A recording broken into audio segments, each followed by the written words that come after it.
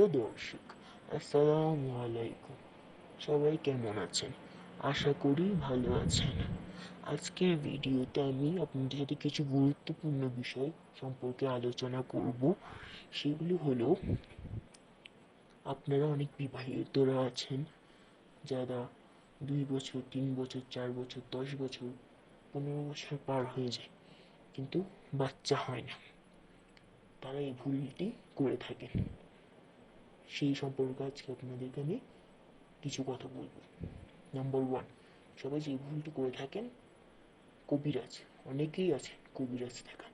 এটা একদমই উচিত না। কখনোই কবিরাজ দেখাবেন, এটি একটি শিরক বলতে পারেন। দুই, কখনোই ডাক্তার দেখাবেন না।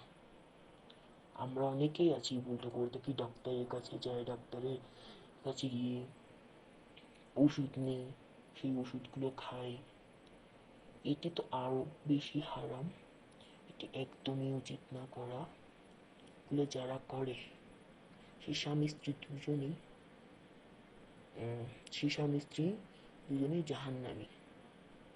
কারণ এটি অনেক বড় একটি পাপ। আল্লাহ তাআলার যখন ইচ্ছা হবে তিনি তখনই সন্তান দান করবেন। তার আগে নিজের থেকে সন্তান নেওয়া, এটি মস্ত বড় একটি পাপ, যা সবাই করে থাকে। আর এটির ফলে সন্তানও কিন্তু প্রতিবন্ধী হয়। এটি মাথায় রাখতে হবে। তাই আমার মতে আপনারা কখনোই এই কাজটি করবেন না। সবাইকে জানাই ধন্যবাদ।